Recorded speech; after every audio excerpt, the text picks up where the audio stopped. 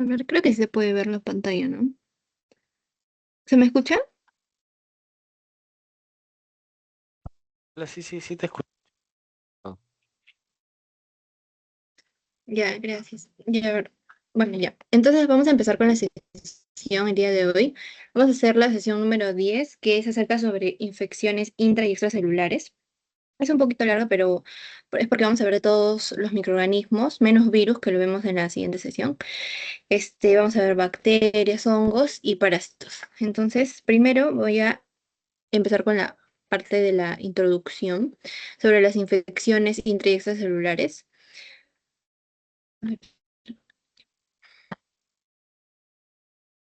Ya. Y entonces, eh, la introducción es primero definir, ¿no?, qué son las infecciones intra y extracelulares. Vamos a tener que se trata de un grupo por la multiplicación de algunos patógenos que, como es el nombre de la clase, pueden ser intra o extracelulares. Estos van a invadir tejidos, pueden diseminarse por los fluidos corporales o pueden entrar a las cavidades del organismo, que suelen ser normalmente estériles. Entonces, eso se trata de microorganismos patógenos que desencadenan al final una respuesta inflamatoria, ¿no? Que ya hemos estado viendo en qué consiste la respuesta inflamatoria con respecto a las células y lo que vamos a ver ahora también es la presentación clínica y la morfología según las infecciones de las que estemos hablando. Por eso, esta respuesta inflamatoria va a ser responsable de un cuadro clínico de la infección. Entonces va a haber un cuadro clínico específico para cada uno de los patógenos que vamos a ver y que diferencie la infección por cada uno, ¿no? En las infecciones tisulares siempre vamos a encontrar una interacción entre los tres agentes. Primero está el patógeno.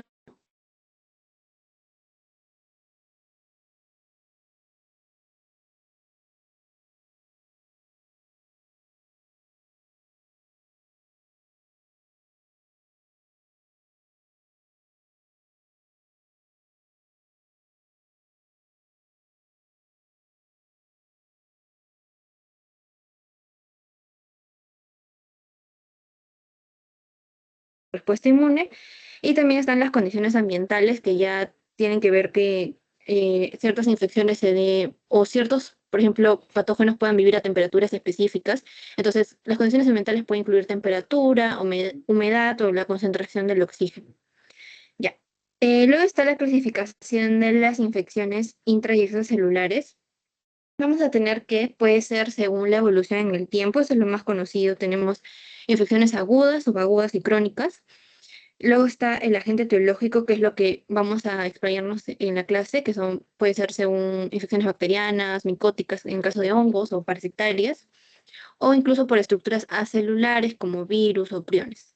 Según el cuadro clínico, también podemos hablar de un síndrome o de una enfermedad. Un síndrome será el conjunto de signos y síntomas, es decir, más bien sería como un conjunto de muchas síntomas, por eso muchas presentaciones clínicas, eso sería un síndrome. Entonces una enfermedad es distinto. Eso vamos a ver también con lo que veamos a los diferentes patógenos.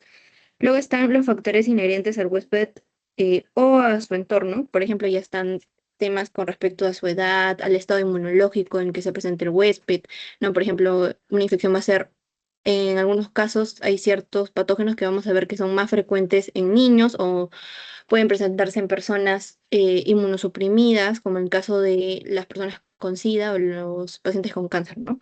Por eso ya son factores inherentes al huésped, puede ser según edad, sexo, el estado inmunológico es importante, y bueno, su ocupación también puede alterar o puede aumentar el riesgo de ciertas infecciones. Bueno, y van a existir infecciones exógenas e infecciones endógenas. Las infecciones exógenas, sobre todo, se van a presentar en zonas de pobreza, porque en estos lugares, como no hay condiciones de higiene, se produce una contaminación directa con los microorganismos que están en el ambiente.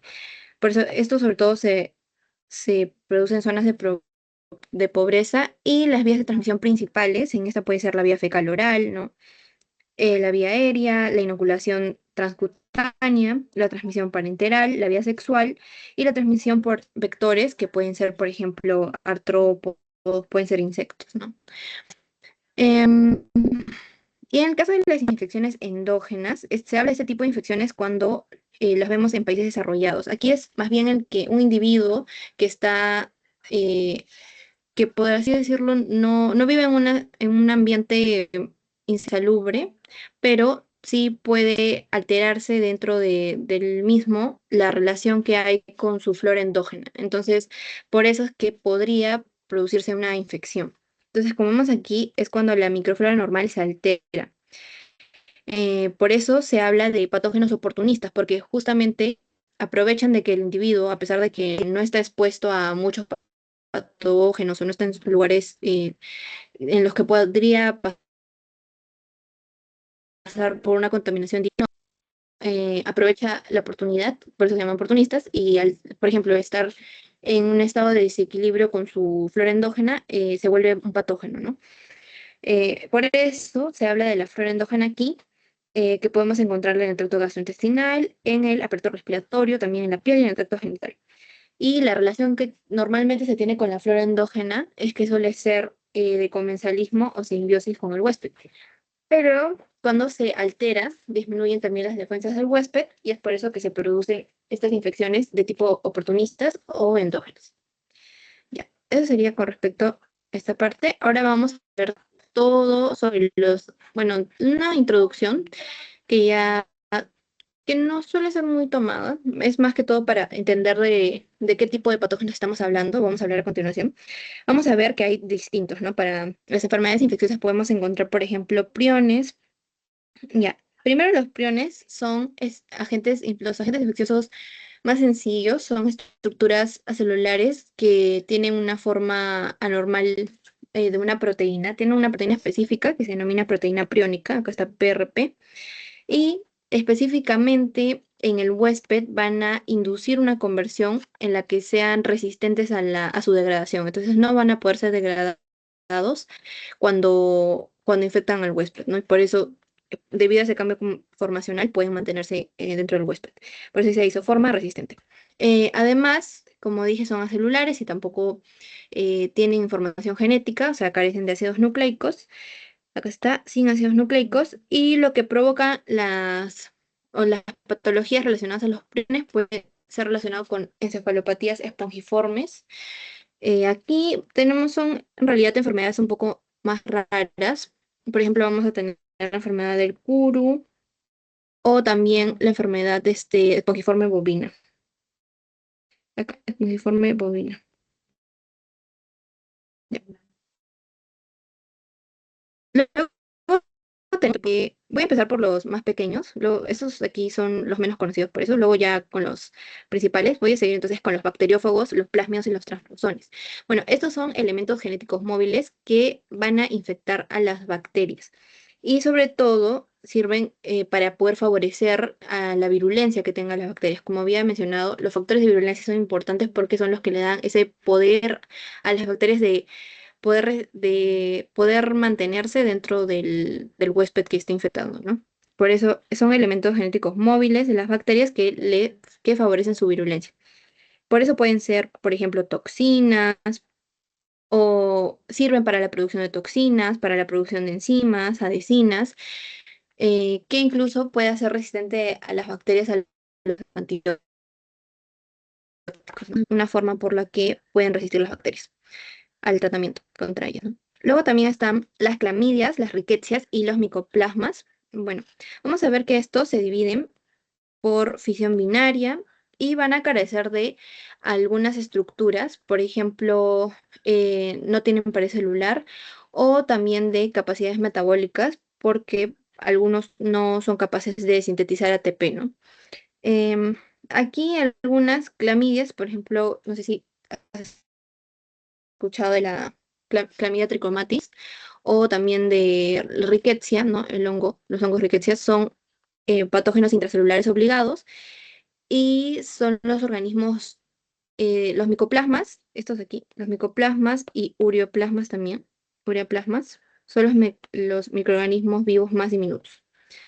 Pero bueno, estos son ya em, agentes patógenos más raros, ¿no? Luego vamos a seguir con los más conocidos, virus, bacterias, hongos y parásitos. Entonces, con respecto a los a los virus, primero, tenemos que estos son organismos intracelulares obligados constituidos por ácidos nucleicos y que están cubiertos por un revestimiento proteico o una cápside, ya por ácidos nucleicos que puede ser de tipo ADN o ARN, que además están recubiertos por una cápside y a veces una membrana. Entonces, según eso también hay una clasificación. Cada virus, por eso acá vamos a ver que puede clasificarse según su ácido nucleico, según la forma de su cápside, por ejemplo, puede ser icosaédrica, helicoidal, o según la presencia de una cubierta lipídica, ¿no? También tenemos el modo de replicación, el tropismo, que quiere decir, por ejemplo, hay algunos virus que son, se les llama, por ejemplo, el virus de la hepatitis es hepatotrópico, ¿no? Por eso, dependiendo, el tropismo se define como em, el órgano por el cual tuviera más diseminación o el órgano el que va a afectar con mayor gravedad, ¿no? Entonces el tropismo es la preferencia que tiene el virus por algún órgano de nuestro cuerpo. Entonces por eso también se pueden dividir algunos.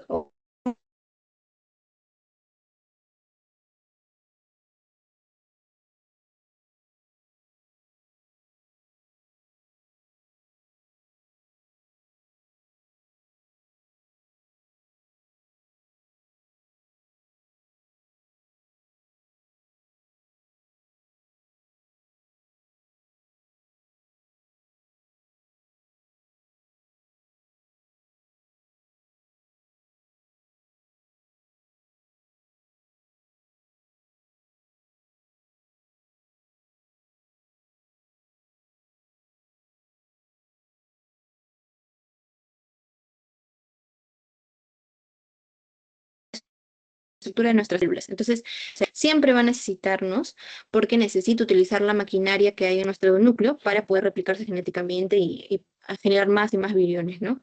Eso es importante, es una característica importante en cuanto a los virus. Luego están las bacterias. Bueno, con respecto a las bacterias, vamos a ver que estos son organismos procariotas, son organismos procariotas y que no carecen de membrana nuclear, también con ADN y o ARN, ¿no? Eh, Además, pueden estar cubiertos por una membrana nuclear y en algunos también vamos a ver que se encuentra una pared celular de peptidoglicano. Y es según esta pared, según la pared celular, que vamos a encontrar la clasificación Gram, que también se ve en otros cursos, que también se ve en biología. Por ejemplo, cuando la pared celular que está compuesta por peptidoglicano es gruesa y torna en una coloración violeta, se le denomina Gram positiva, ¿no? Ese es en el caso de una gran positiva. Y si es que es una gran negativa, es porque su pared celular es mucho más delgada y su coloración es más rojiza. Entonces, eso es lo que vamos a ver. Eso es con respecto a la coloración hematoxilina y eosina. Y es dependiendo del grosor que tenga su pared celular, que está compuesta en su mayoría de peptidoglicano. Otra clasificación también puede ser la forma. Vamos a encontrar diferentes formas de las bacterias, cocos, bacilos, formas de organización también, que los cocos pueden estar en racimo, como un racimo de uvas, pueden ser cadenas. Entonces también, según eso, puede haber clasificación, o si no, su tipo de respiración puede ser anaerobias o aerobias, ¿no? Em, Asimismo, otras características es que pueden tener proyecciones de sus membranas, algunas pueden tener flagelos o pueden tener pilis, que también sirven como factores de virulencia porque, por ejemplo, favorecen la adherencia, los pilis, que algunas bacterias pueden tener, favorecen la adherencia a las células del huésped, ¿no? Que esté infectando. Y una diferencia importante con respecto a los virus es que las bacterias tienen una replicación independiente del huésped, o sea, no necesitan nuestra maquinaria nuclear o maquinaria genética nuclear para poder replicarse, ¿no? Ya. Bueno, ahora con respecto a los hongos, lo que van a generar las infecciones por hongos son micosis, así es como se denomina. Estos son patógenos eucariotas, de tipo eucariota, y su pared está compuesta de quitina y sus membranas de ergosterol. ¿Ya? Pared de quitina y membrana de ergosterol. Em, Además, pueden crecer como células levaduriformes con la gemación o como hifas. Y además producen esporas, que también se llaman conidias. Y es importante, esta parte, es importante saber que algunos que presentan dimorfismo térmico. Y el dimorfismo térmico quiere decir que según la temperatura en la que se encuentre puede cambiar de forma o tiene una presentación distinta, ¿no? Entonces, por ejemplo, si es que se encontrara a temperatura corporal, se habla de una levadura y si es que o puede ser una levadura y si es que se habla de temperatura ambiente, son hifas, ¿no? Los hongos que se presentan a temperatura ambiente. Ya. Y lo que van a producir los hongos, como dije, son micosis que pueden ser superficiales o pueden ser profundas o también llamadas sistémicas, ¿no? Que son micosis más, que afectan más órganos. Y eso sería con respecto a los hongos, estos patógenos. Solo faltarían ahora los parásitos. De aquí vamos a ver estos dos tipos. Tenemos los protozoos y los helmintos. Primero voy a empezar por ahí. En los protozoos vamos a hablar de eucariotas unicelulares que pueden replicarse de forma intracelular o extracelular. Entonces, en el caso del intracelular, un ejemplo sería el Plasmodium, ¿no? Que es el agente de la malaria, o replicación extracelular está la Trichomonas vaginalis o también la Yardia lamblia, tienen este tipo de replicación. Y bueno, los protozoos tienen formas intestinales, ¿no? Por ejemplo, que las más conocidas, aunque dependiendo del parásito, suelen cambiar las formas, pero las que se suelen repetir son estas formas intestinales, que son trofosoditos móviles y quistes inmóviles. Ya. Y luego están los helmintos, que son organismos multicelulares, eh, que vamos a tener que el huésped en, en el caso en el huésped definitivo, dentro del ciclo vital, en el huésped definitivo van a tener su fase de reproducción sexuada y en el huésped intermedio, dentro también del ciclo vital, tienen su fase asexuada.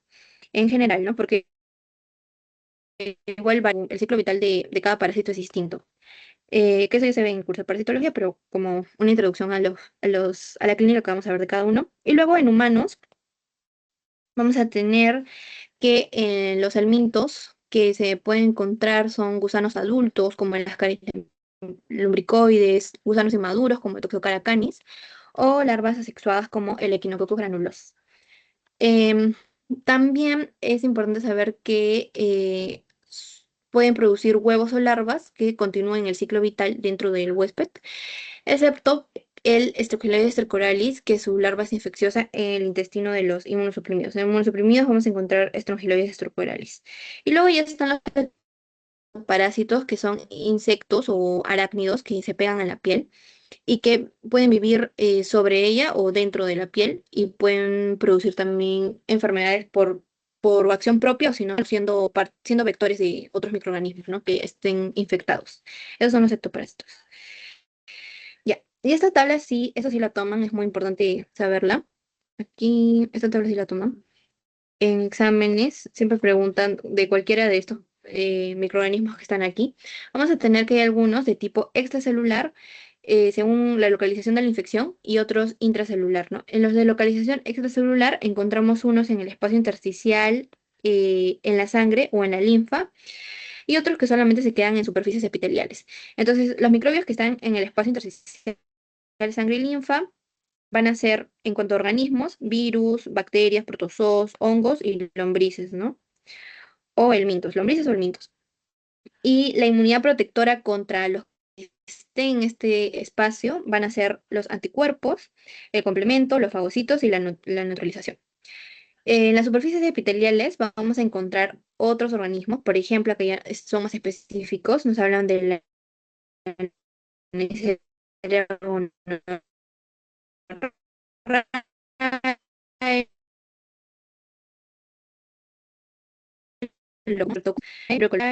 Escherichia coli,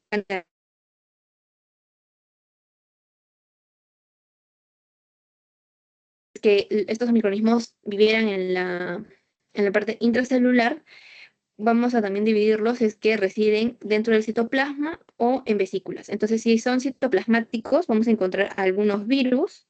Si los virus sí pueden ser en su mayoría intracelulares, virus intracelulares, también clamidia, rickettsia, listeria monocytogenes y algunos protozoos.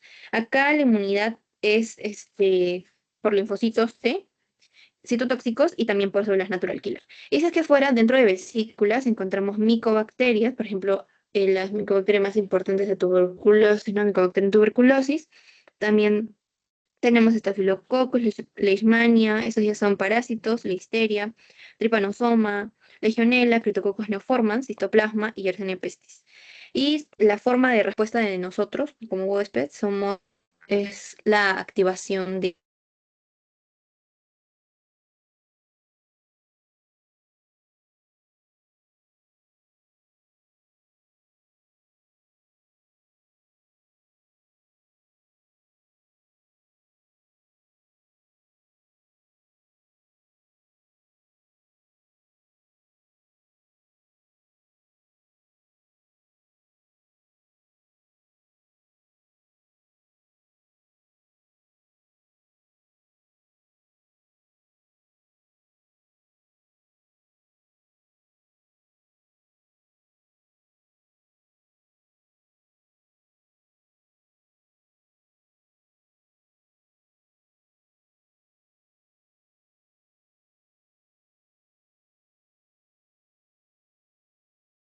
la respuesta del huésped y cómo se va a diseminar dentro. Y también el huésped, que fundamentalmente lo que constituye el huésped es, bueno, lo que constituimos nosotros es cómo respondemos a este microorganismo, o sea, qué respuesta inmune, cómo responde o qué tan fuerte es nuestra respuesta inmune, ¿no?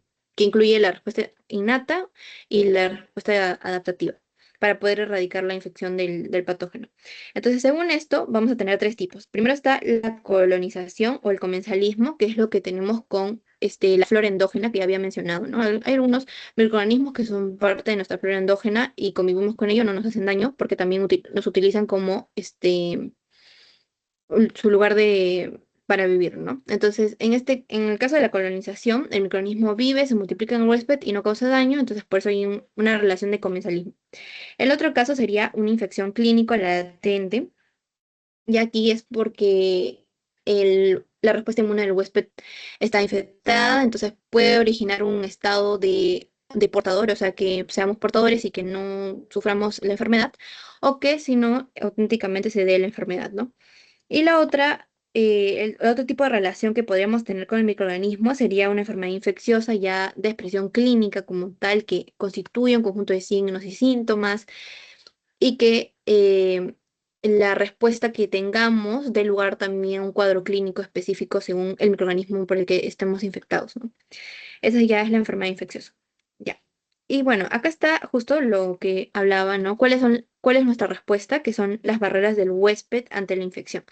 Ya habíamos mencionado un poco de esto en otra clase que tuvimos también sobre la respuesta inmune innata y la respuesta inmune adaptativa lo explicamos mucho más, pero aquí solo da un mayor énfasis a lo que es la respuesta a los microorganismos, ¿no? Por eso, en cuanto a la respuesta inmune innata, vamos a ver que tenemos tres componentes. Tenemos la barrera cutáneo-mucosa, que es la primera línea de defensa, luego tenemos algunas células fagocitarias y también factores solubles.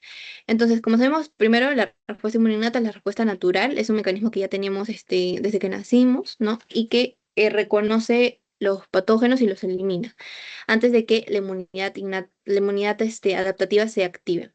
Entonces, primero, por ejemplo, la barrera mucocutánea, que es la primera línea de defensa, incluye el epitelio de la piel, el tracto respiratorio y también el tracto gastrointestinal, que puede estar alterada por ejemplo, características físico-químicas, por ejemplo, alteraciones en el pH de la piel, o también por la capacidad en producir péptidos antibióticos que respondan a la infección. Péptidos antibióticos. Otros componentes también dentro de la barrera cutáneo-mucosa pueden ser la saliva, el moco cervical o el fluido prostático, que son capaces de contener sustancias también que ataquen a estos microorganismos, como enzimas, las lisocimas, o también esta otra es un nombre reducido porque es el N-acetilmuranil alanina amidas. Entonces, que pueden tener también capacidad antimicrobiana, ¿no? También están las células fagocitarias. Ya. En cuanto a las células fagocitarias, ya sabemos, fagocitos, neutrófilos, polimorfonucleares, acá es M, polimorfonucleares, células dendríticas, monocitos y macrófagos. Estos va a ser ya que son capaces de internalizar y destruir los patógenos, ¿no? Sobre todo por la muerte por fagocitosis. Luego están los macrófagos y las células dendríticas,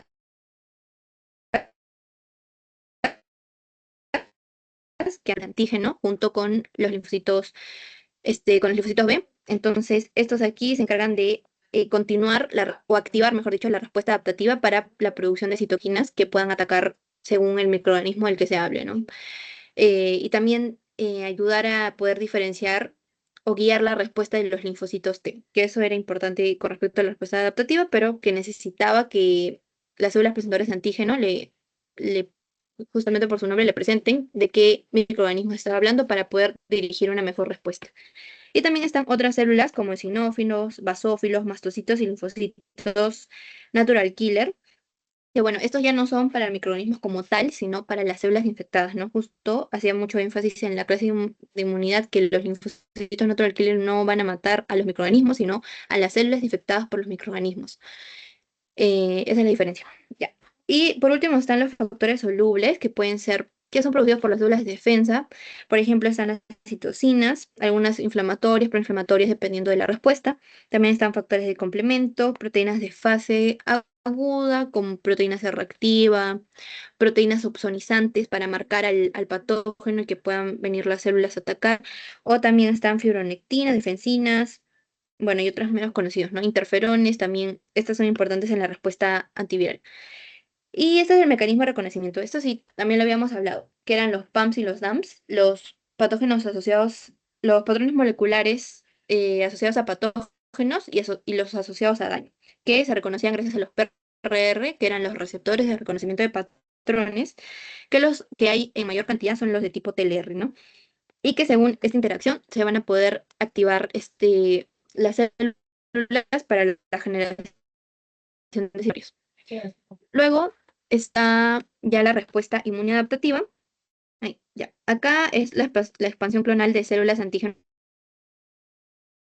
Como sabemos, esta respuesta es específica gracias a que la respuesta inmune innata nos proporciona información con las células presentadoras de antígenos. La adaptativa ya es altamente específica y se tiene que desarrollar tras la exposición al antígeno. Por eso aquí los componentes son los linfocitos T, B y dentro de la respuesta humoral están los anticuerpos, las perforinas y las citoquinas. También citocinas están aquí. Y bueno, existen de dos tipos, como ya estuve mencionando, la humoral que son anticuerpos, factores de complemento, perdón, proteínas de complemento, son para abordar infecciones extracelulares y la inmunidad celular va a ser para abordar patógenos intracelulares, o sea, activación de natural killer, activación de macrófagos, eso es para patógenos intracelulares. Ya. También acá está la propagación y la diseminación de los patógenos, de los microbios. Bueno, su propagación puede ser por vía hemática, puede ser también por vía hematógena, o también podemos ver por vía neural o vía placentaria fetal, que es mucho más complicado cuando se presenta la enfermedad por esta vía, ¿no? Eh, y es cuando se relaciona con la gestación. Hay algunos patógenos como el VIH o sífilis congénita, por ejemplo, se pueden transmitir también por la vía placentaria fetal. También tenemos la expulsión de los microbios por el cuerpo. Acá está, puede ser por descamación cutánea, puede ser por tos, estornudos, la eliminación por orina o heces, también que se siga transmitiendo la enfermedad a través de insectos vectores y, y que por vivir todavía estos, o la transmisión o reinfección de un animal a un humano, que ya esto se trata de infecciones zoonóticas. ¿Ya? Y este es el mecanismo de enfermedad dependiente de los microorganismos. Ya, acá sí es una serie de pasos para poder entenderlo.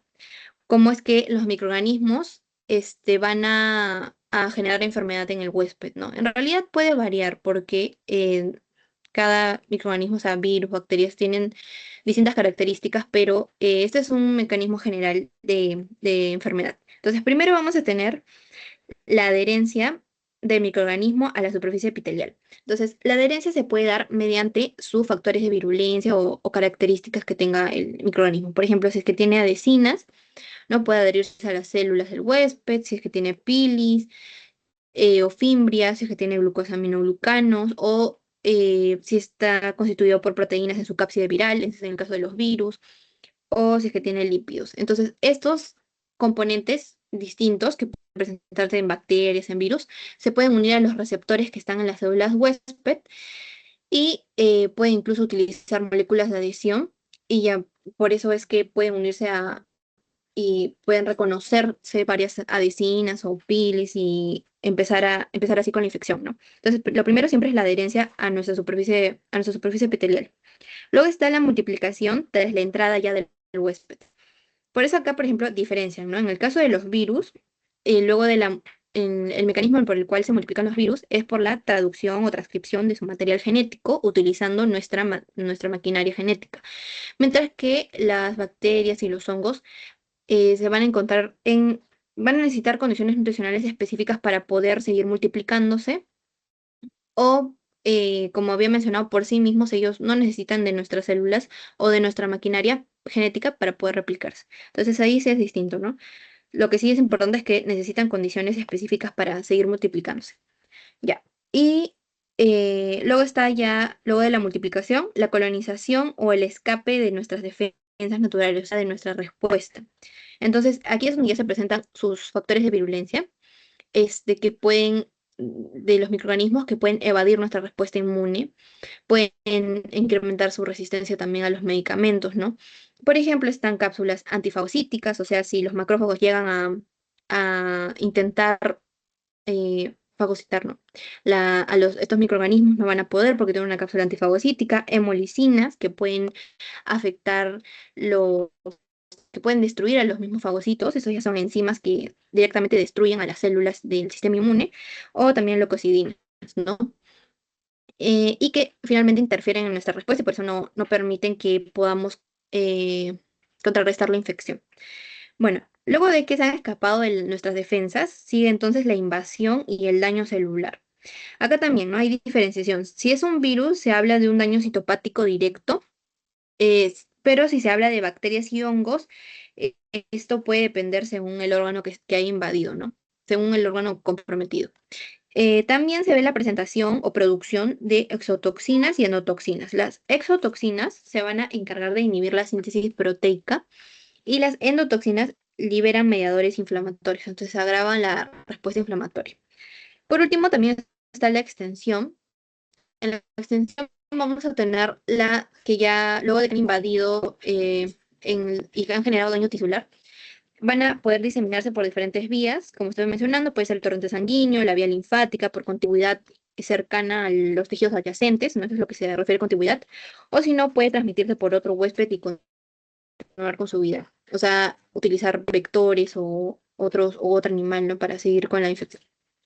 Ya, ese sería el mecanismo de enfermedad de los microorganismos. Y luego estas son técnicas especiales para diagnóstico de algunos agentes infecciosos, o sea que técnicas de coloración, sobre todo, se utilizan, de tinción, para, según el agente infeccioso y poder reconocerlo mejor, ¿no?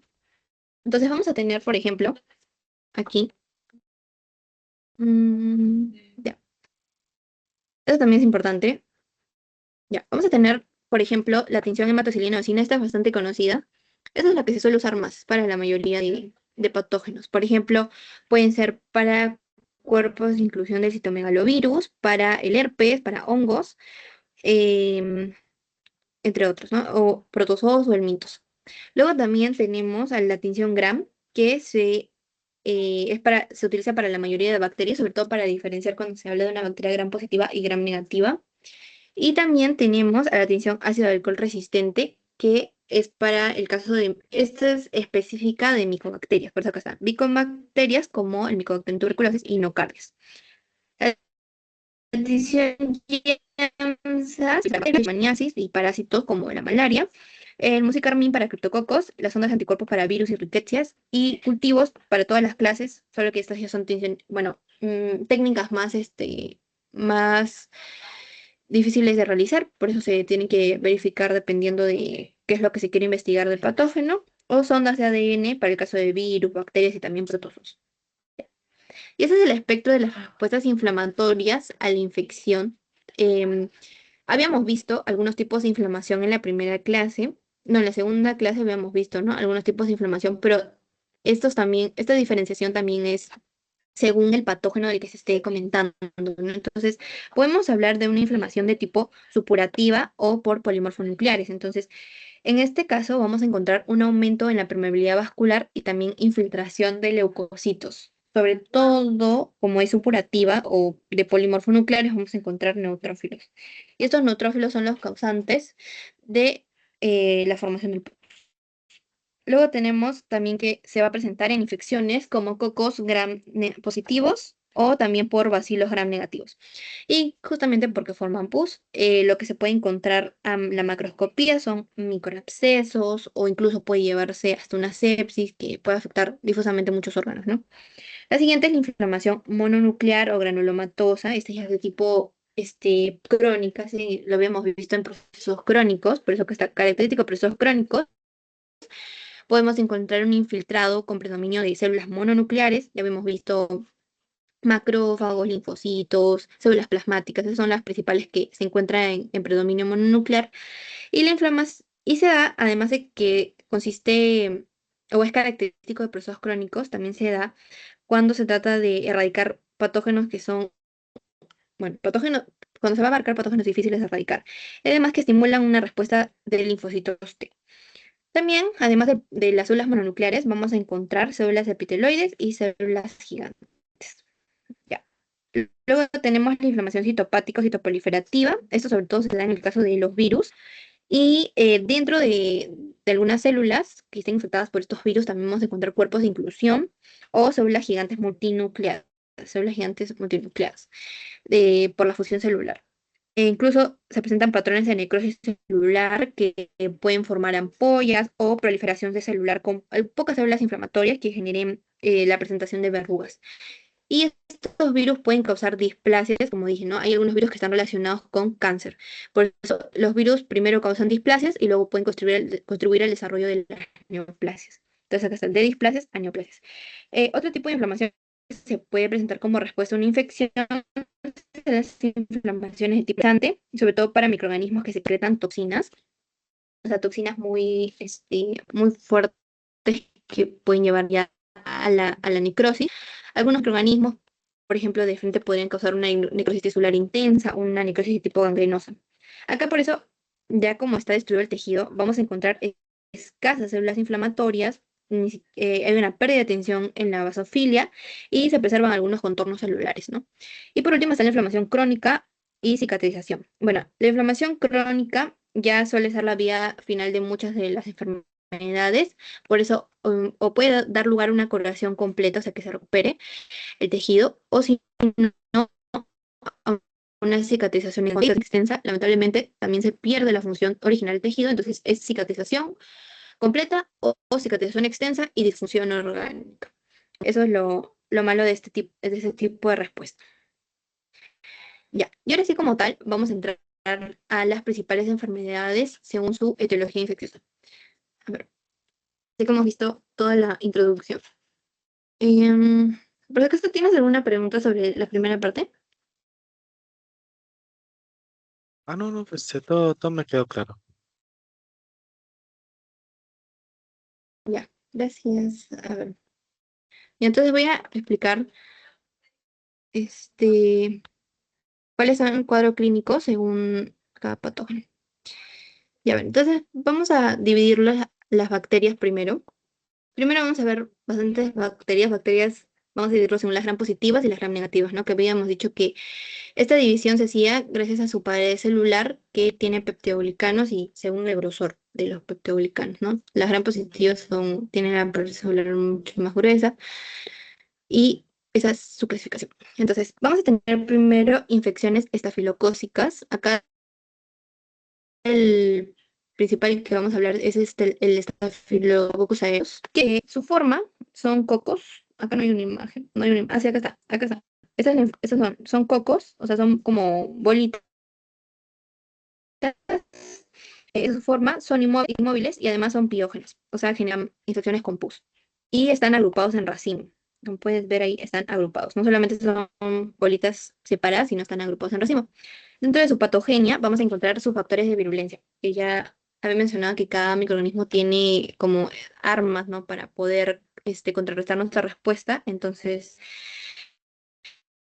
en el caso del Staphylococcus aureus, vamos a encontrar proteínas de superficie que le permiten o que facilitan su adherencia a la superficie epitelial.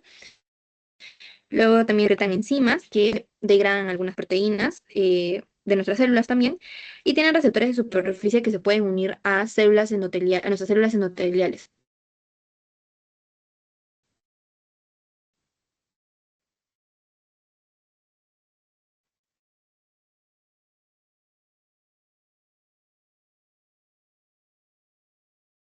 Receptores para fibronectina, para fibrinógeno. Entonces, esto facilita su unión con ¿no? que daña a las células huésped. Entonces, por ejemplo, tenemos las toxinas alfa que generan poros en la membrana celular.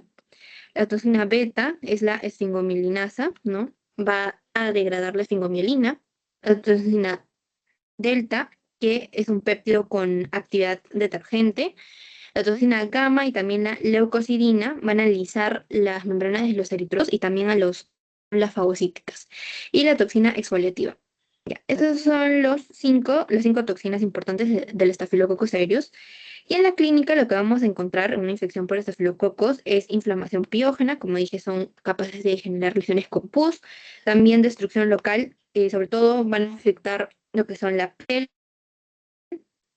los pulmones, los huesos y las válvulas cardíacas. Acá están, ¿no? Infecciones respiratorias, osteomielitis en los huesos, infecciones cutáneas, que lo vamos a ver ahorita, endocarditis en el caso de la afectación de las válvulas cardíacas, y bueno, estos son, ¿no? Intoxicación alimentaria y síndrome por shock tóxico en otros casos. El síndrome asociado o más asociado con la infección por estafilococos es el síndrome de la piel escaldada estafilocócica, que también se llama síndrome de Ritter. Este está producido específicamente por estas dos toxinas, toxinas exfoliativas A y B, y es frecuente en los niños que tienen infecciones estafilocócicas de la nasofaringe o si no también de la piel.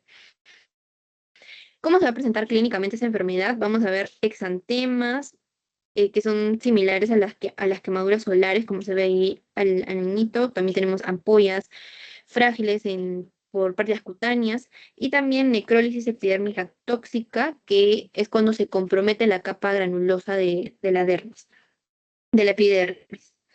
Entonces, eso es lo que vamos a ver en la morfología. Ya. Y estas de aquí son las afectaciones cutáneas que se ve en una infección por Staphylococcus aureus. Por ejemplo, tenemos el impétigo. Primero, el impétigo se diferencia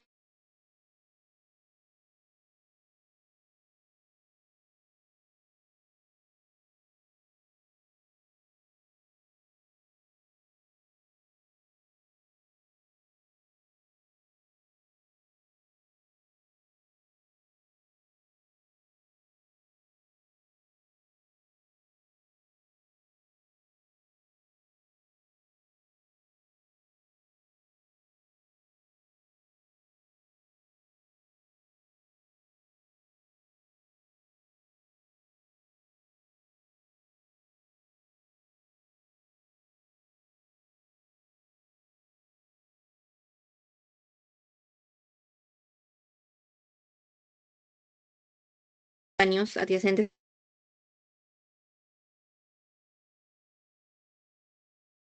Inflamación supurativa pero focal, como pueden ver, solamente está en una parte de la piel o solamente está afectando el folículo piloso, el tejido subcutáneo.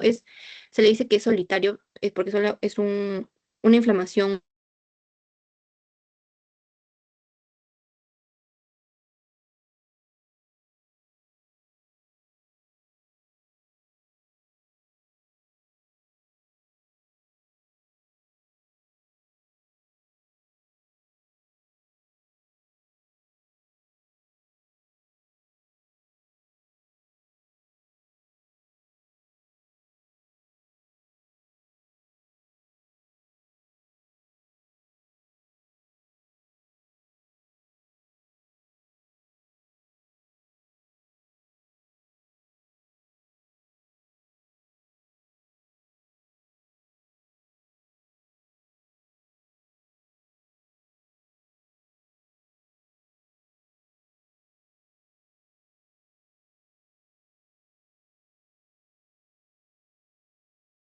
Hola, Fernando, disculpa, no se te escucha.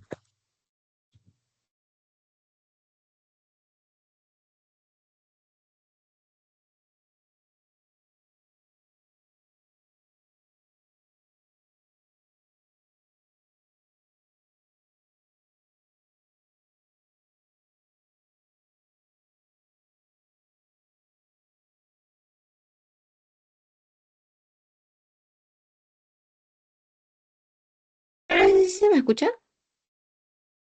Sí, sí, ahora sí. Hola. Ay, ¿desde qué parte no? ¿Desde la anterior diapositiva? No, no, ¿O desde, desde desde qué la nueva parte no son? diapositiva. Iniciando esa ahí.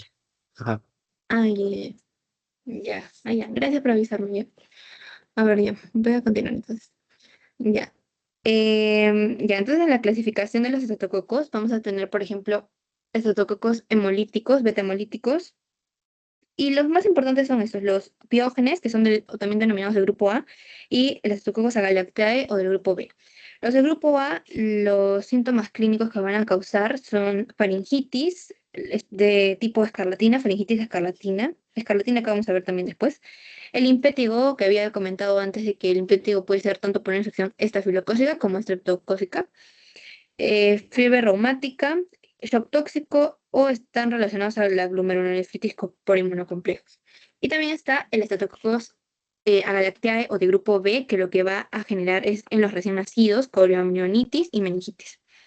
Luego también están otros tipos de los alfa-líticos, del cual el más importante es el Staphylococcus pneumoniae, que esto también suele generar neumonía y meningitis en los adultos, es muy frecuente. El viridans, que es parte de la flora oral normal, o sea, de la flora endógena, pero como dije, ¿no? A veces se pueden producir infecciones endógenas cuando hay un desequilibrio en nuestra flora. En este caso, si es que hubiera un desequilibrio en la flora y el Streptococcus viridans se vuelva patógeno, puede producir endocarditis y el Streptococcus mutans, que va a ser que va a poder generar caries dental. Ya, en el caso, creo que el Streptococcus mutans, ya, solamente está relacionado con eso. Ya, con respecto a la patogenia, también tienen factores de virulencia, por ejemplo, están algunas toxinas como específicamente la citocina pirógena, poseen cápsulas antifagocitóxicas, específicamente los que poseen estas cápsulas son el neumonía y el piógenes, también poseen enzimas como la neumolicina, en el caso del Streptococcus pneumoniae, y eso es importante. El Streptococcus mutans, que era el que se relacionaba con la caries dental, va a tener la capacidad de metabolizar la sucrosa en ácido láctico y este ácido láctico puede dañar el esmalte dentario. Por eso, eso es importante como dentro de la patogenia de la Streptococcus mutans. Ya. Luego tenemos luego tenemos la clínica, así pero de forma general. Dentro de la clínica, lo que vamos a encontrar son infecciones supurativas. Ya, vamos a encontrar infecciones supurativas. Por ejemplo, en la piel, en la orofaringe, en los pulmones, en válvulas cardíacas o el síndrome postestreptocócico que genera la fiebre reumática, también se puede preguntar eso. Como ya había dicho, la glomerulonefritis por inmunocomplejos y el eritema mucoso. Y en la morfología de una infección estreptocócica, o sea, lo que vamos a ver una lámina, es infiltrados ricos en neutrófilos y también una destrucción mínima de los tejidos. Ya. En el caso de la neumonía, que es por eso Staphylococcus pneumoniae, la morfología es un poco distinta porque la consolidación o sea, del tipo de tejido que vamos a ver es como fibrinoso y con supuración.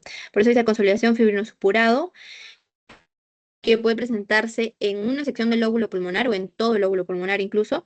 También está, como mencionamos, el exudado polimorfonuclear dentro de los alvéolos y los septos alveolares si se quedan intactos.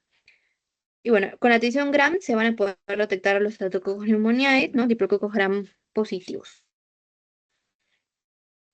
Ya. Y estas son las presentaciones cutáneas, o sea, las alteraciones cutáneas que pueden darse también por infecciones estreptocócicas. Vamos a tener, por ejemplo, la erisipela, que está producida por la citocina del Streptococcus piógenes. Aquí se presenta un edema cutáneo, acá puedes ver un edema cutáneo que es de rápida extensión y tiene bordes bien delimitados. Eh, Ya, y tiene bordes limitados. Lo que vamos a ver en la microscopía o en la histología es la inflamación neutrofílica edematosa en la dermis y en la epidermis vemos una extensión subcutánea de todo el edema, ¿no? Con respecto a la escarlatina es distinto porque en la escarlatina son exantemas pero punteados, o sea, se ven puntitos rojos por toda la parte en la que está afectada. Se puede ver que sobre todo es frecuente en tronco, en extremidades y en la cara, y que en la cara se puede, además de presentar los puntitos, solamente presenta palidez pleural. El patógeno con el que se asocia es, o también la patología, es amigdalitis por la infección con estreptococos piógenes, y en la histología veremos inflamación aguda también neutrofílica y la hiperkeratosis, que puede favorecer la descamación de la piel. Luego está la faringitis estreptocócica, que genera edemas y también abscesos punteados, pero en las criptas amigdalinas, ¿no? Por eso se relaciona con la faringitis. Eso está específicamente en las criptas amigdalinas. Y en la histología vemos edema, vasodilatación y también exudado neutrofil con fagocitos mononucleares. Y ahí el último gran positivo es el Corynebacterium diphtheriae. La forma de este ya no va a ser un coco, es un bacilo.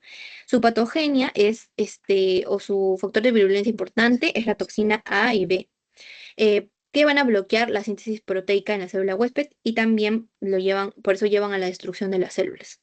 Su transmisión puede ser por medio de aerosoles y también pueden luego diseminarse por transmisión, por descamación cutánea. Entonces, por medio de aerosoles, persona a persona. La clínica puede ser asintomática o si no presentar lesiones cutáneas o faringitis. También se relaciona daño cardíaco o daño neural. Eh, y con respecto a la inmunización se da gracias al toxoide diftérico, que no evita que se dé la infección por el corinobacterio, pero sí protege a los que, o sea, los inmunizados al menos no pueden o no van a pasar por los efectos letales de la toxina. Ya. Y en la morfología también, junto con la clínica, vamos a ver que se invade la mucosa de la nasofaringe, la orofaringe, laringe y tráquea. Puede haber necrosis en el epitelio con exudado fibrino supurativo, y vamos a ver estas membranas o como placas, membranas densas, gris oscura en la parte de atrás de la boca, membranas densas gris oscura, que son estas placas grisáceas, que son características en las infecciones por Corynebacterium diphtheriae. En los tejidos subyacentes también podemos encontrar infiltración de neutrófilos, congestión vascular, edema y exudación con fibrina. Bueno, otras presentaciones son la hiperplasia del vaso, en los ganglios linfáticos, y puede haber cambios grasos en el miocardio, o necrosis de las miofibrillas cardíacas y polineuritis, que también puede llevar a, como había dicho acá, ¿no? Hay alteración, puede haber alteración neural porque la polineuritis degenera las vainas de mielina que se encargan de la conducción nerviosa. Entonces, eso también, todo esto se debe gracias a sus toxinas y a su patogenia. Y eso es con respecto a la última gran positiva. Ahora vamos a ver las gran negativas. Acá tenemos a la Neisseria. La Neisseria, la forma que va a tener es que son diplococos. Acá puedes ver que son diplococos aeróbicos, y que incluso su forma es, como son aplanados por ambos lados, se dice que son como un grano de café. Y crecen en medios enriquecidos. Con respecto a su patogenia, va a utilizar proteínas de superficie y también su pili. Estos sí tienen pilis, como ves ahí tienen pelitos que le permite adherirse a las células epiteliales. Y bueno, pueden variar bueno, o pueden variar en la forma en la que se presentan para eludir al sistema inmunitario, como nuestra respuesta, ¿no? Vamos a ver que hay dos Neiserias, Neisseria meningitidis, o dos especies, ¿no? Meningitidis y Neisseria gonorrhoeae. Entonces, la Neisseria meningitidis es la que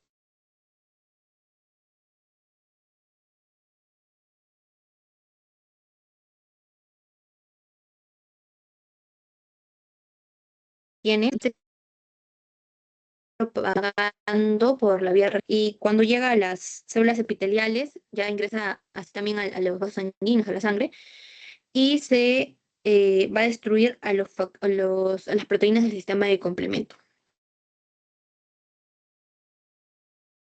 Entonces, sobre todo en pacientes que, además de que son afectados por esta destrucción del sistema de complemento, tienen deficiencias ya en las proteínas de complemento, puede producir cuadros graves en ese tipo de pacientes. Bueno, lo que causa es importante la meningitis bacteriana, y luego está la Neisseria gonorrhoeae, que eso sí es un poco más conocido, ¿no? Causa enfermedades o infecciones de transmisión sexual. En los hombres, lo que va a causar es la artritis y en las mujeres puede presentarse de forma asintomática o si no producir cervicitis. Y esta parte también es sobre la infección que puede presentar la Neisseria gonorrhoeae. Puede ser local cuando solamente se da la afectación a las mucosas, tanto faríngea como urogenital. Puede ser diseminada, como había dicho, en pacientes que además tengan un déficit en el sistema de complemento. En este caso, déficit de proteínas en ellos que ya tienen un déficit, puede causar, por ejemplo, artritis séptica, exantema con pápulas hemorrágicas o pústulas. Y también se puede dar la presentación neonatal. En la presentación neonatal de la Neisseria gonorrhoeae va a poder generarse en el feto, en el bebé, perdón, ceguera y también sepsis, ¿no? En el recién nacido. Eso es lo que pasa con la infección por Neisseria gonorrhoeae. La otra gran negativa que vamos a ver es la Bordetella pertussis, que es causante de la tosferina. Bueno, este de aquí es un coco bacilo, gran negativo, como sabemos, y es característico de causar una tos violenta que luego está seguida de un estridor en la inspiración, un sonido estridor en la inspiración. Por eso es que se le denomina esta enfermedad tosferina, ¿no? Porque genera una tos muy violenta que sobre todo se presenta en niños, pero que es prevenible por la vacunación. Entonces, lo que vamos a ver en la patogenia es, primero, cómo coloniza. Lo que coloniza es el epitelio bronquial y también invade a los macrófagos. Ya, y también invade a los macrófagos. Em, Coloniza el epitelio y también invade a los macrófagos. Y cuando se activa, va a utilizar una proteína transmembrana que le permite luego unir a las células epiteliales y a los macrófagos. O sea, la regulación de su virulencia es gracias a este locus. Este es el locus que utiliza ya genéticamente para poder utilizar sus factores de virulencia. Es un locus denominado BBG. Y la proteína BBGS fosforila la BBGA y por eso activa la transcripción de adhesinas y toxinas, que son sus factores para poder finalmente adherirse a células epiteliales y macrófagos. Entonces, también, además de estas adhesinas y toxinas, va a presentar una exotoxina, que acá solo puse exotoxina porque tiene el mismo nombre, se llama exotoxina Bordetella pertussis o toxina pertussis. Entonces, por eso solamente puse toxina. Y lo que va a hacer esta toxina es ribosilar el ADP, entonces por eso inactiva luego las proteínas fijadoras y ya no pueden transmitir señales tampoco a la membrana plasmática y termina generando parálisis en los cilios que están en los pulmones y también bloquea la defensa pulmonar. Entonces, parálisis ciliar y bloqueo de la defensa pulmonar. Bueno, la morfología se relaciona mucho con todo lo que es afectación pulmonar, por eso vamos a ver que en la clínica encontramos laringotraqueobronquitis y en los casos graves puede haber erosión en la mucosa bronquial, hiperemia o exudado mucopurulento en la mucosa bronquial también. No hay afectación alveolar, solamente vamos a encontrar esa afección en la sobreinfección y ya así microscópicamente podemos ver hipercelularidad y la hipertrofia folicular en la mucosa bronquial, como había mencionado, y también los ganglios cercanos, ¿no? Ganglios peribronquiales. Ya. Luego está otro, creo que esta es la última también. Esta es la última de gram negativo, está el treponema pallidum, que es el que causa la sífilis, ¿no? En el caso del treponema pallidum, vamos a ver que se trata de espiroquetas que tienen pues una forma como esperilada, ¿sí? Por eso que se les dice que tienen forma de espiroquetas, es su forma. Y van a presentar diseminación de tipo linfática y hematógena. Bueno, vamos a ver que hay diferentes presentaciones en cuanto a su clínica, ¿no? Puede ser una sífilis congénita, o también según la fase en la que se encuentre, primaria, secundaria o terciaria. Entonces, en la sífilis congénita esto es importante porque me acuerdo que en la teoría hay una equivocación, entonces luego se corroboró con la lectura en el libro, ¿no?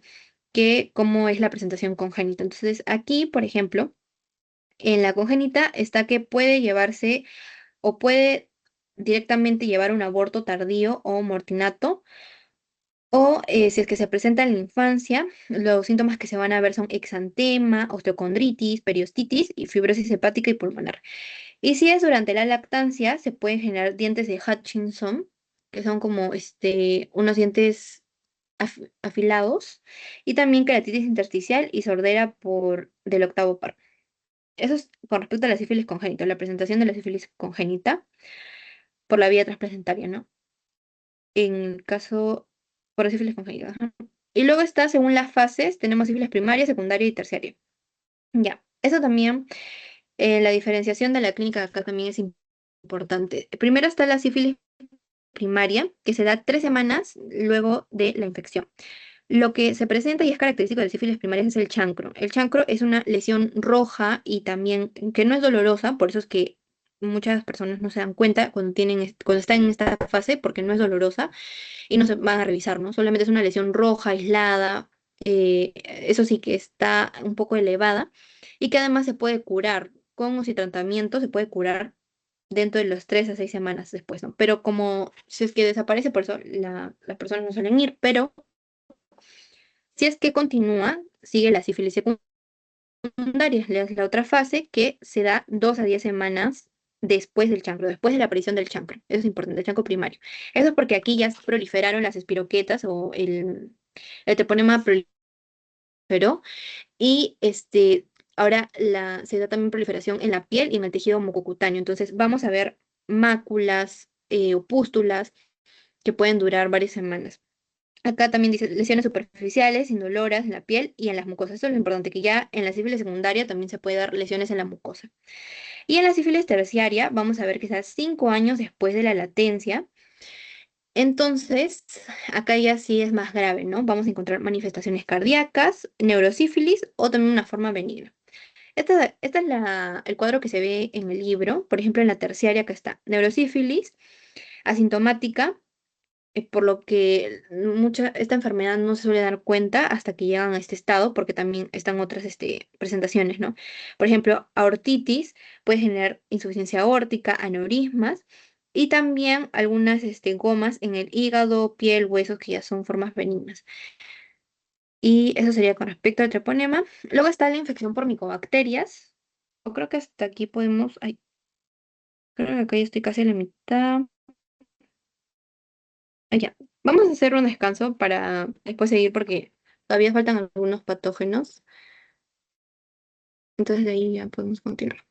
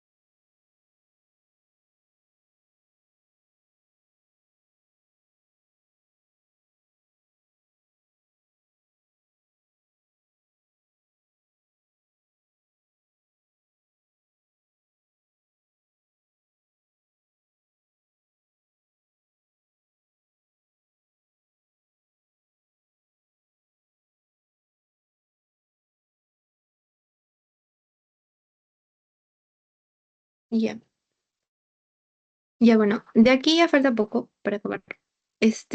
Solo seguimos con las bacterias y de ahí ya siguen hongos y parásitos. Entonces, vamos a continuar con infecciones ahora por micobacterias. En realidad, estas son también gram positivos, pero lo dividen porque es un grupo especial y característico, ¿no? Del que sobre todo hablamos del Mycobacterium tuberculosis aquí. Por eso es que también se menciona de forma separada. Bueno, vamos a tener aquí entonces las infecciones por micobacterias. Ya. En la infección por micobacteria vamos a ver que el Mycobacterium es un bacilo delgado aeróbico, como mencioné, gram positivo. Bacilo delgado aeróbico gram positivo y que tienen requieren una coloración especial que se llama de ácido micólico, porque lo que pasa es que tienen una cubierta de ácido micólico, entonces se llama ácido alcohol resistente, así se llama su tipo de coloración, resistentes al ácido, y eso les permite esa coloración solo para los del género Mycobacterium. Como reservorio humano son los humanos con tuberculosis activa. Y la patogenia depende mucho de la inmunidad celular, o sea, la respuesta que tenga el huésped.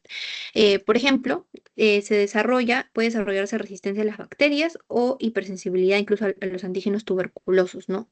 O sea, pueden haber formación de granulomas y cavernas, pero hasta que no haya quizás alguna afección más grave, no se llega a la presentación clínica. Entonces, tenemos aquí formación de granulomas y cavernas, porque ya lo habíamos visto, Mycobacterium tuberculosis genera inflamaciones crónicas.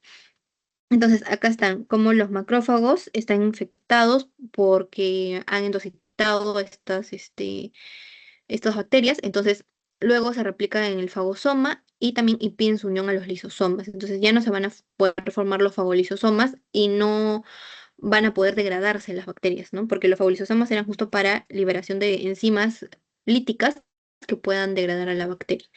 Entonces, eso es el mecanismo por el cual la micobacteria puede resistir y también la respuesta inmune que se da 3 semanas después de la infección. Hay una respuesta característica de los linfocitos TH1. En este caso, en los ganglios linfáticos y en el pulmón, van a producir el interferón gamma y ese interferón gamma activan a los macrófagos para que a su vez puedan liberar el factor de necrosis tumoral y reclutar monocitos. Y ya los monocitos son los característicos que vemos en la respuesta granulomatosa. Entonces, esta es la respuesta inmune que se da 3 semanas después de la infección, gracias a los linfocitos TH1. Ya, hay tres presentaciones de la enfermedad que son la TBC primaria, la TBC secundaria y la TBC miliar. La TBC primaria se da en una persona que no ha estado expuesta anteriormente al patógeno, o sea, que no está sensibilizada, no ha sido sensibilizada, e inicia en los pulmones. Esta se implanta en los espacios aéreos y genera un patrón que se denomina foco de Gaume. Eso es importante, también lo preguntan en exámenes.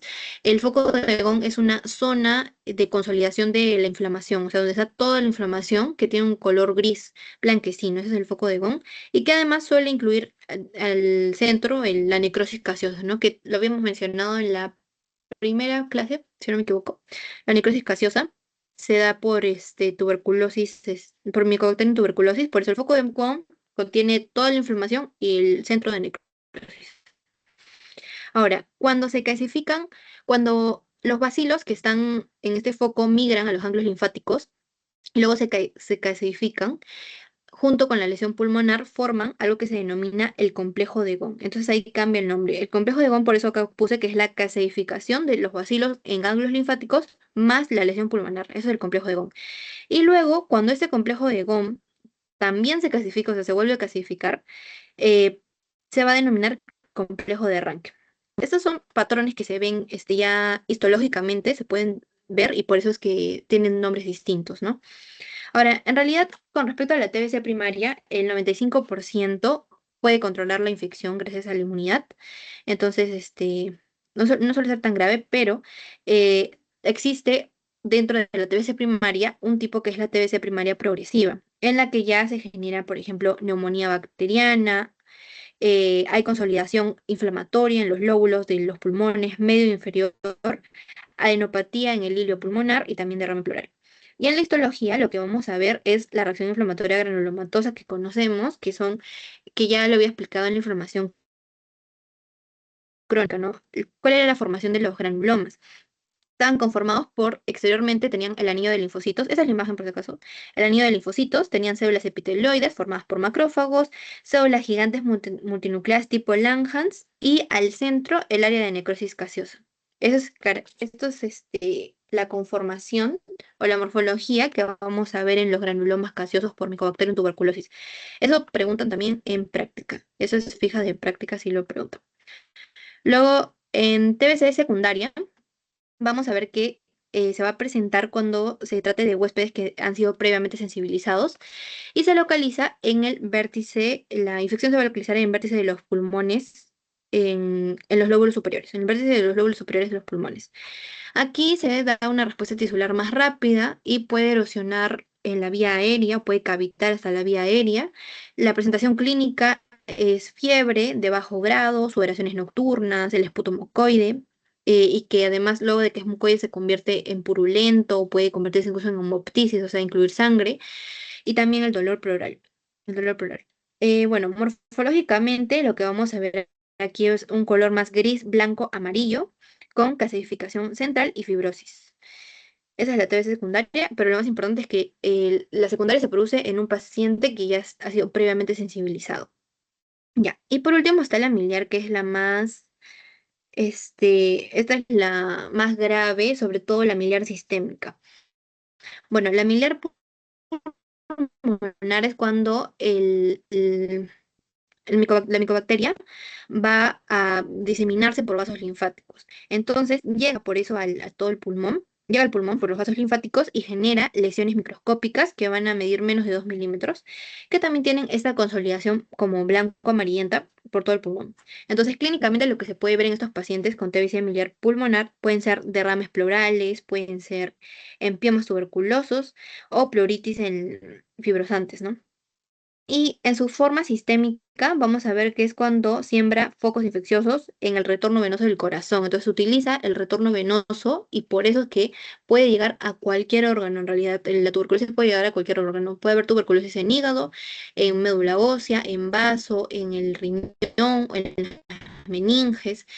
Y las lesiones son similares a las del pulmón. Esta es la forma más grave.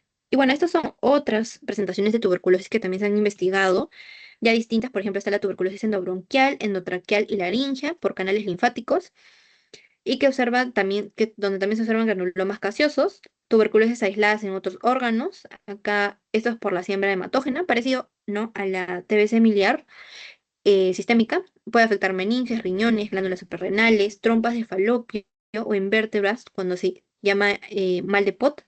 La linfadenitis, que es una forma extrapulmonar y es la más frecuente.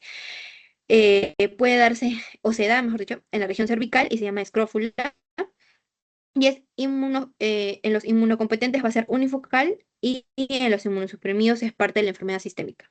Y la tuberculosis intestinal, que se da por la contaminación de leche o la devolución del material infeccioso expectorado. Entonces, por ahí las micobacterias van a viajar por el intestino delgado. Esa es la tuberculosis intestinal. Ya, esas son otras presentaciones. Luego vamos a tener a las bacterias, algunas bacterias anaeróbicas. Aquí tenemos la presentación de bacterias anaeróbicas. Acá todavía seguimos hablando, algunas son gram positivas, son negativas, pero estas ya son características porque son de tipo anaeróbico, no necesitan respiración celular. Entonces, aquí muchas bacterias de estas vamos a ver que constituyen parte de la flora, nuestra flora anaeróbica en sitios estériles, pero obviamente se vuelven patógenos, como he dicho, cuando el equilibrio se altera. Por ejemplo, está el Clostridium difficile, que puede generar la colitis pseudomembranosa, o hay anaerobios ya ambientales que sí pueden producir enfermedad, que no son parte de la flora, por ejemplo, tétanos, botulismo y también los que generan gangrena gaseosa. Lo que suelen, la afectación que suelen hacer las bacterias anaeróbicas son los abscesos. Los abscesos Los abscesos entonces son por bacterias anaerobias, también algunas aerobias facultativas, porque se dice que en los abscesos se encuentran 2,5 especies bacterianas, de las cuales la mayoría, 1,6, son anaeróbicas. Entonces, como dije, suelen ser de la flora normal o los sitios adyacentes a la lesión, y cuando se pierde este equilibrio con la flora es que se vuelven patógenos. Los más comunes que vamos a encontrar son Bacillus gram negativos, Bacteroides fragilis y Escherichia coli. Y en la morfología de los abscesos vamos a encontrar pus, maloliente, descolorido y microorganismos pueden ser gram positivos, gram negativos con neutrófilos. Acá está el Clostridium, que es un gram positivo y además es una bacteria anaerobia, por eso que está dentro de esta sección. Vamos a ver que dependiendo su especie, su nombre completo, va a presentar diferentes características y su patogenia también es distinta. Entonces, por ejemplo, si hablamos del Clostridium perfringens o Clostridium septicum, puede generar celulitis y mionecrosis. ¿Ya? Mionecrosis sería necrosis en el músculo, ¿no? En el tejido muscular. Luego está el Clostridium tetani, que es uno de los más conocidos, que es el que causa el tétanos. La toxina que libera el Clostridium tetani es la tetanospasmina, que va a producir contracciones de tipo convulsivas en los músculos esqueléticos. Y a este tipo de contracciones se le llama trismos también. Se le llama trismos a este signo. Ya. Y además, el Clostridium tetani bloquea la liberación del ácido gamma aminobutírico que, que se encarga es un neurotransmisor en las motoneuronas. Entonces, por eso es que justamente se producen, ¿no?, estas contracciones que como signo se llaman trismos. Luego tenemos también el Clostridium botulinum. Esta se utiliza para la realización de parálisis intensa de los músculos respiratorios esqueléticos. Entonces, inhibe la liberación de neurotransmisores y por eso induce la parálisis flácida. También está el Clostridium difficile, que ya lo había mencionado.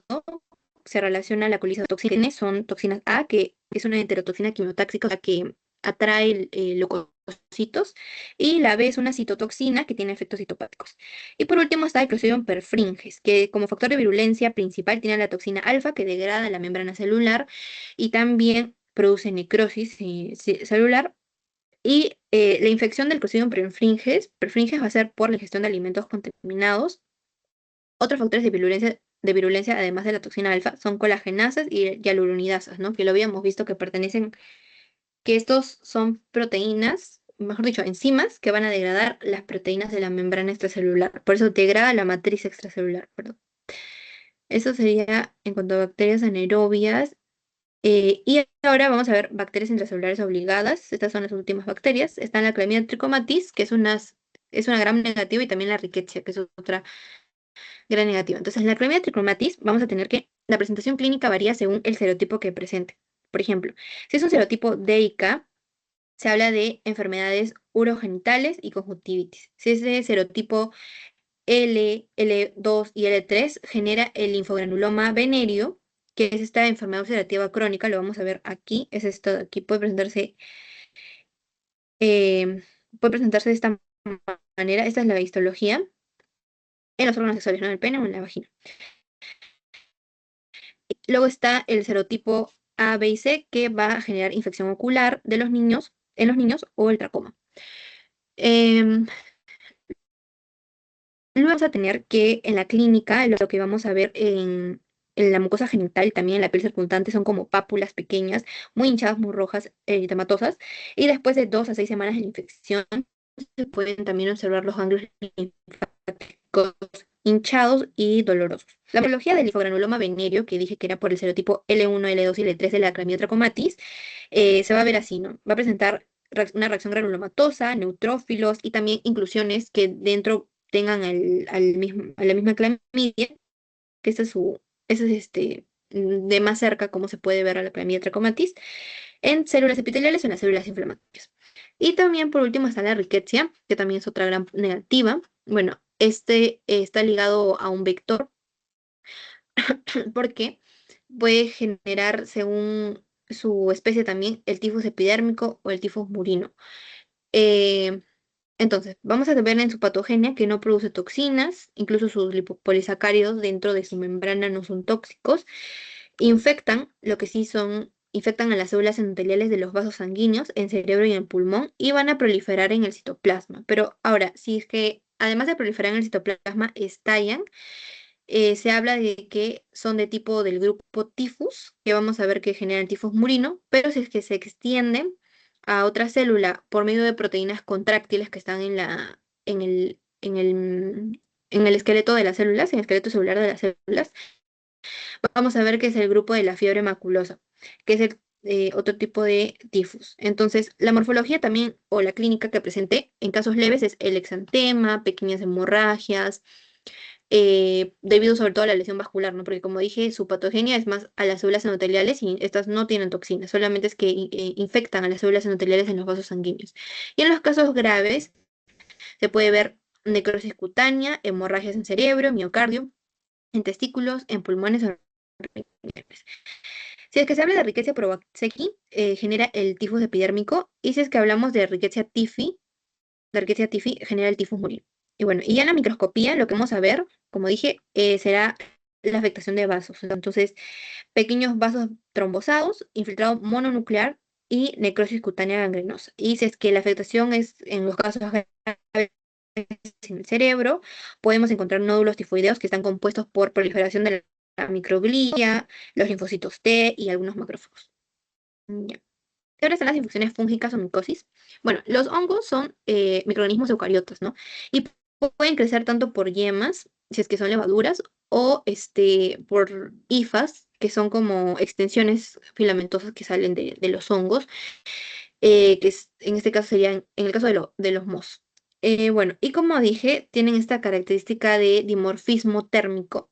Por ejemplo, a temperatura corporal pueden transformarse en levaduras y a temperatura ambiente en mohos. Eso también lo preguntan en características de hongos. Y bueno, lo primero que vamos a ver es la candidiasis o las levaduras. La candida, sobre todo, aquí es la Candida albicans. Ya, creo que no, casi no lo puse. Candida albicans. Ya. Entonces, bueno, la Candida albicans reside en piel, boca, tracto gastrointestinal y también puede residir en la vagina.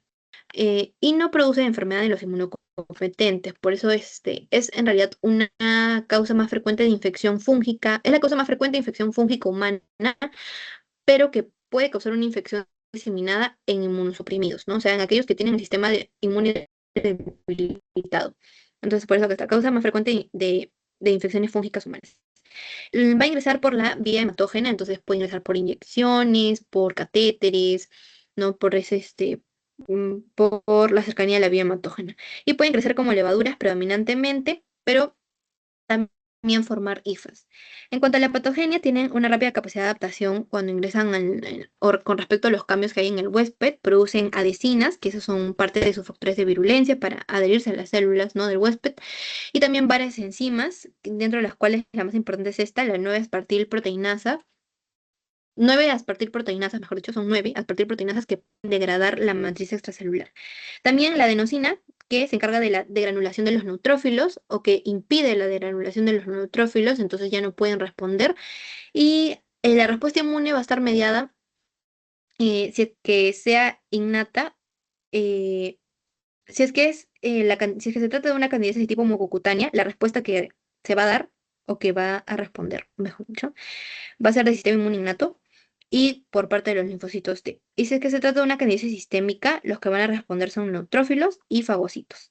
Entonces, en la candidiasis o en la infección por Candida albicans, lo que vamos a ver en la clínica es este signo de Muget, que es como unas placas también blancas, parecido con el Bacterium diphtheriae, ¿no? Pero son en casi toda la lengua y son mucho más delgadas, ¿no? El de Corynebacterium diphtheriae que vimos anteriormente son mucho más gruesas, incluso si se salen generan hemorragias, estas no, ¿no?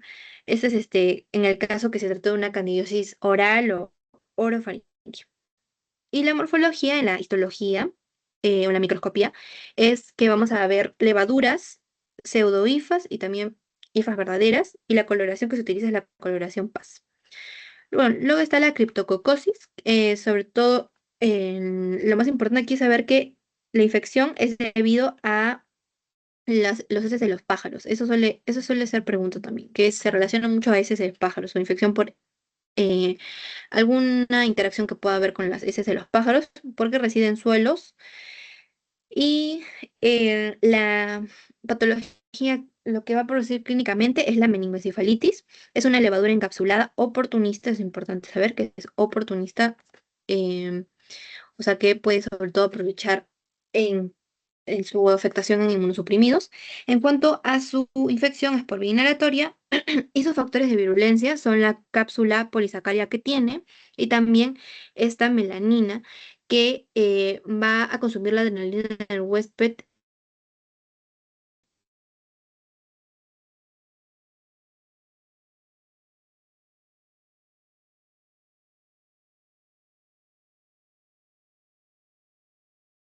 Va a generar pompas de jabón. En realidad, esto es el patrón, este es el patrón, así se le llama el patrón que se genera en el sistema nervioso, ¿no? Esta es la foto que encontré sobre cómo se ven las pompas de jabón, ¿no? Porque así es como se puede ver, como pompas de jabón. O sea, ahí están todos los criptococos infectando, ¿no? Y en los inmunocompetentes vamos a encontrar granulomas con macrófagos, linfocitos y células gigantes de tipo cuerpo extraño. Luego en la aspergilosis vamos a encontrar que se trata de un hongo ubicuo y también oportunista, lo que va a producir es alergia, sinusitis, neumonía y una fungemia grave. La especie más frecuente de la que vamos a hablar es el Aspergillus fumigatus, y la patogenia es la transmisión por medio de las conidias en el aire. Los factores de virulencia también son adhesinas, algunos antioxidantes, enzimas y toxinas. La clínica es la presentación de aspergilomas en los órganos. Se puede ver en las tomografías. Acá podemos ver, por ejemplo, un aspergiloma y también puede crecer las hifas en las cavidades pulmonares. Ya. Y por último están todas las infecciones parasitarias, que ya son menos. Bueno, en los protozoos tenemos a la malaria, que se genera por el Plasmodium, ¿no? Del que vamos a encontrar diferentes subespecies, por ejemplo, el Vivax, el Ovale y el Malariae, van a generar anemia leve, parasitemia más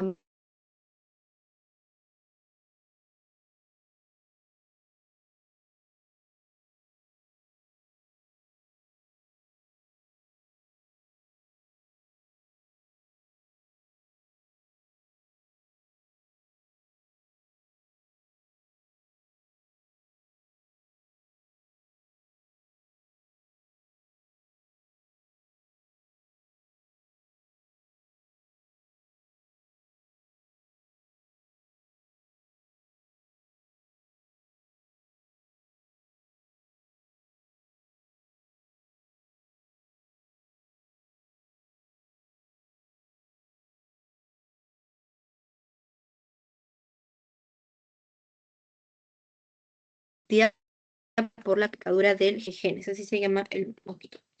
Bueno, es endémica en el sur de Asia, Latinoamérica y África. Y también tiene presentaciones según sus especies. Por ejemplo, podemos hablar de leishmaniasis visceral cuando se trata de la leishmaniasis donovani o Chagassi, en la que se invaden macrófagos y produce hepatoesplenomegalia, linfadenopatía, pasitopenia y también fiebre. Puede ser leishmaniasis cutánea, o también pueden preguntar por leishmaniasis mayor, mexicana o brasilensis. Estas más bien se puede ver como reacción granulomatosa con células gigantes y pocos parásitos.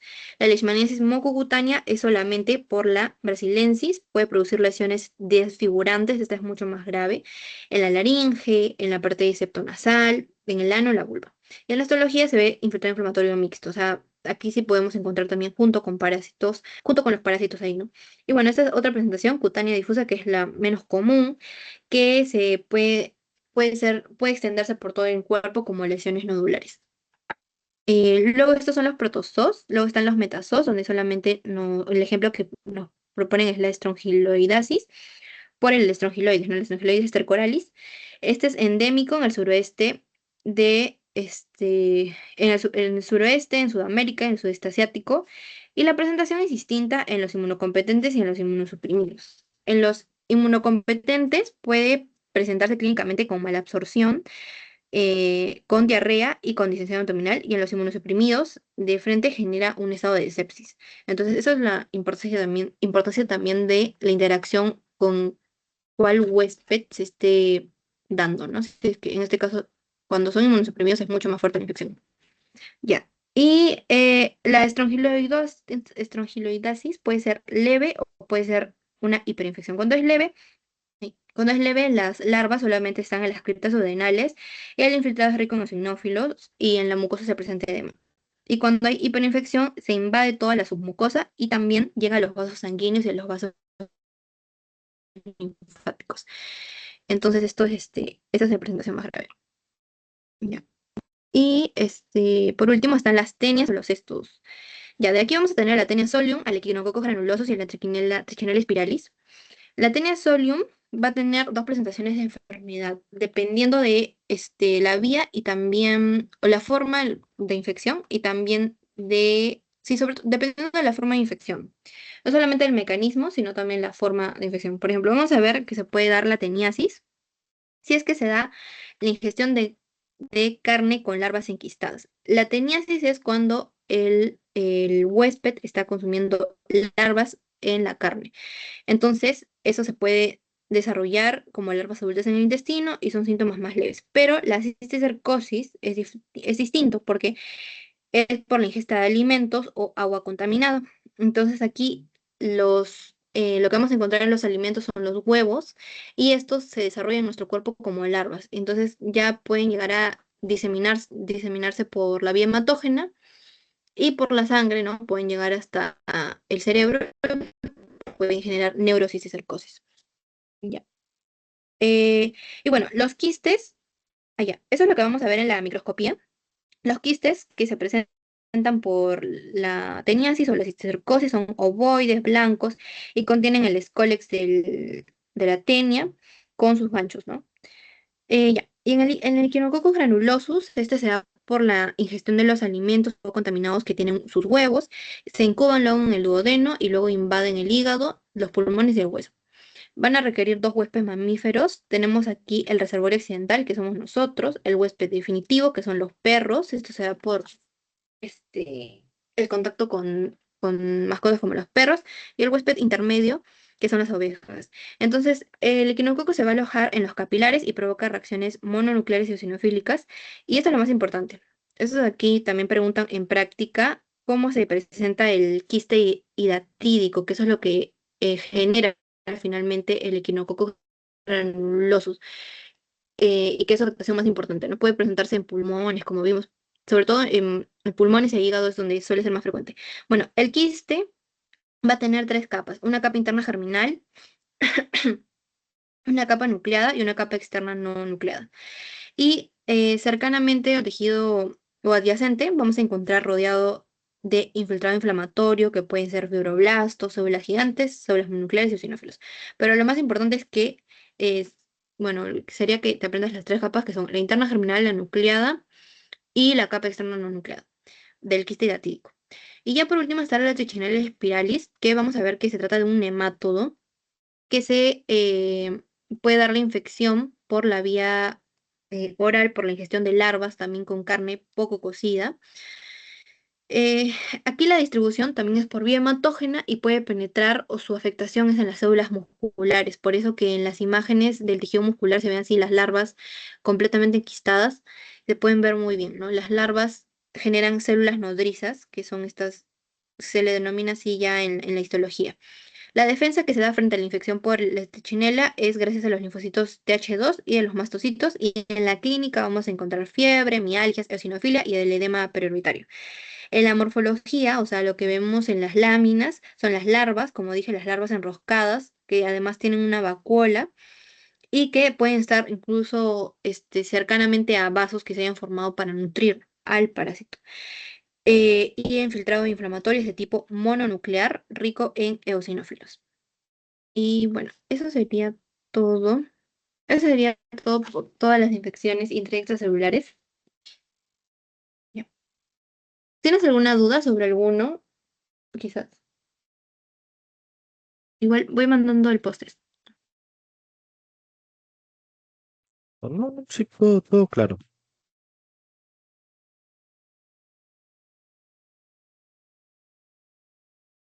Ya, entonces voy mandando el post ahorita. Mm.